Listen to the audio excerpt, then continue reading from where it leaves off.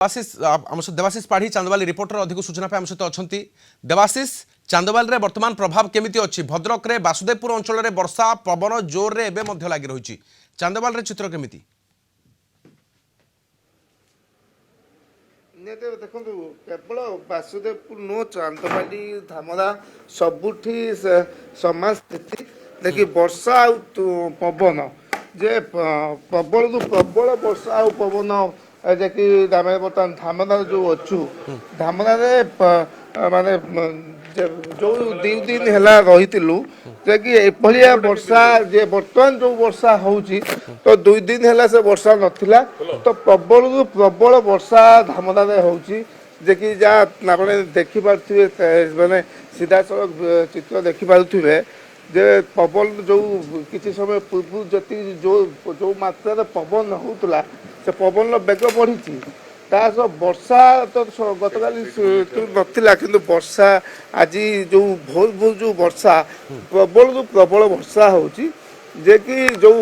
कह बात्यार जो प्रभाव ये जो भद्रक जिला तमाम भद्रक जिला उपर पड़ी बात्यार प्रभाव जहाँ सूचना अच्छी विभिन्न गाँव विद्युत खुंट गछ सबू वर्षार प्रभाव ये जो आपणकर प्रभाव बात्यार प्रभाव जो पवन है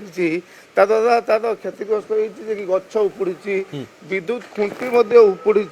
देखिए आम किसी समय पूर्व पचारूँ कथा होलु जे कि आपणकर धामरा 8 गोटी पंचायतर देखिए बांसरा कहतु जी बर्तमान आप जो चित्र देखा देवाशीष से चित्र आम देखिपुँ बाहर किभली रही वर्षा पवन प्रकोप वर्षार प्रकोप अति प्रबल मात्रा वर्षा होची पवन भी मत प्रबल मात्रा होची कारण आम बाहर को बाहर चेष्टा करूँ तलू जाऊँ कि जो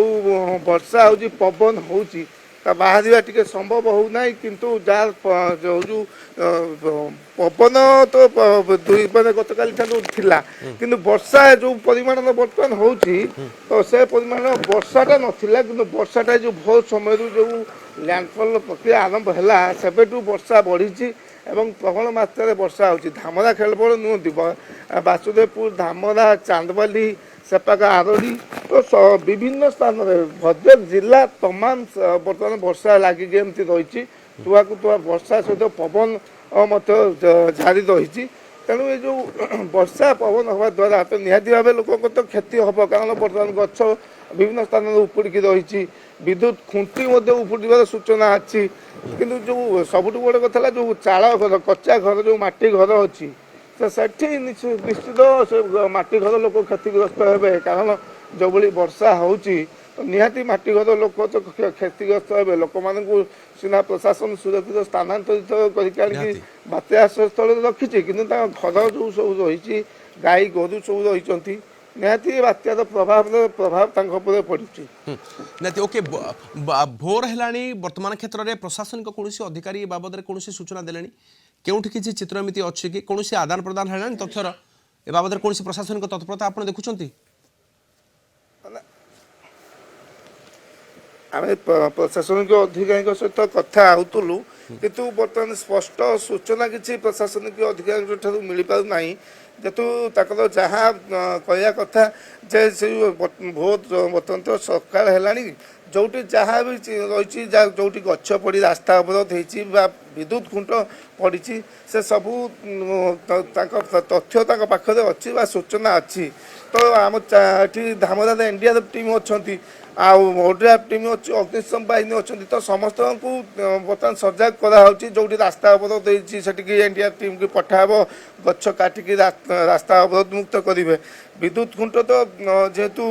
इलेक्ट्रिक डिपार्टमेंट ताकू सूचना दिया तो जेहेतु बर्तमान वर्षा पूरा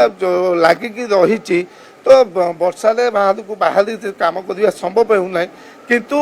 एनडीआरएफ टीम आ अग्निशम बाहिनी को समस्त को सजग करालानी से खूब शीघ्र जो रास्ता जो गाँव मान सब गछ पड़ी से गछ काटा आरंभ करेंगे तापर विद्युत खुंटी विद्युत डिपार्टमेंट अच्छी तो निहती भाव जो तार छिड़ी विद्युत खुंटी उपुड़ी से सब स्थानीय अंचल संपूर्ण भाव में विद्युत सरबराह विच्छिन्न होछि ନିହାତି ଭାବେ ଗତକାଲି ଠାରୁ ଧାମରାର ବିଦ୍ୟୁତ ସରବରାହ ଠପ୍।